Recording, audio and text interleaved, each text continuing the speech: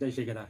मेरा नाम है ट्रैवल मिस्टर सिंह और हम चल रहे हैं नेपाल की यात्रा पर। नेपाल पहुंचने से पहले नेपाल की जानकारी हमें मालूम होना चाहिए। उसके लिए नेपाल में जो राजधानी है काठमांडू, उसमें बागमती नदी हमेशा प्रवास करते रहती है। उस नदी के किनारे है पशुपतिनाथ मंदिर।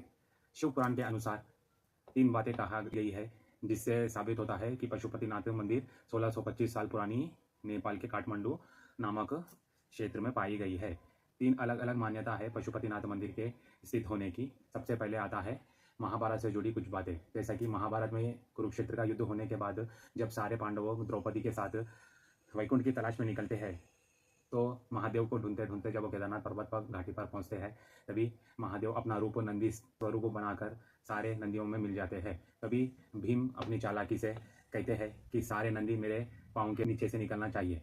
तभी भी महादेव नंदी समाने की कोशिश कर रहे थे तो भीम ने उस नंदी की पूंछ पकड़कर खींचने लगे। तभी जो भी पूरे महादेव नंदी के रूप में धरती पर समा गए। सिर्फ भीम को दिखा कि पूरे महादेव धरती में समा गए नंदी के रूप में। सिर्फ नंदी के कुबड़ के दर्शन भीम को मिले।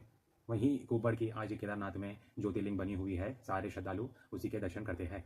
जो नंदी केदारनाथ में समा गए थे धरती पर, उसको ही वही नंदी का सर पशुपतिनाथ मंदिर में पाया गया है। तो सब श्रद्धालुओं का शिव पुराण के अनुसार माना गया है कि जो नंदी केदारनाथ में गुप्त हुए थे वही नंदी का सर है पशुपतिनाथ। तीसरी मान्यता यह है कि एक किसान अपने बछड़े को लेके हर सवेरे अपने खेतों में जाया करता था। वही गाय हर रोज़ एक ही जगह पर अपना दूध समर्पण अर्पित महादेव की लिंग को करती थी। जहाँ सारे लोग खोद के देखने अपनी खुदाई करके देखने पर वहाँ से एक ज्योतिर्लिंग प्राप्त हुई और वही उसे ही कहते हैं पशुपतिनाथ।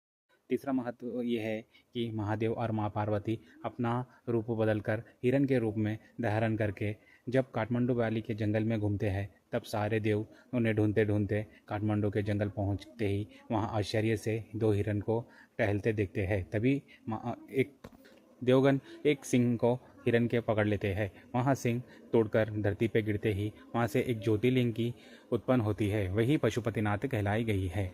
रही महत्वपूर्ण बातें पशुपतिनाथ मंदिर के बारे में। जो भी श्रद्धालु अगर 12 ज्योतिर्लिंग होने के बाद पशुपतिनाथ के दर्शन नहीं करते हैं तो उनकी 12 ज्योतिर्लिंग की यात्रा पूर्ण नहीं होती है। ग्रंथों में कहा गया है अगर केदारनाथ के दर्शन जो भी श्रद्धालु किए हैं तो उनको पशुपतिनाथ के दर्शन करना भी अनिवार्य है। इसी से 12 ज्योतिर्लिंग की यात्रा संपूर्ण होती है। भी हमसे इस यात्रा पर जुड़ सकते हैं। अधिक जानकारी के लिए नीचे दिए गए नंबर पर संपर्क करें। जय श्री केदार।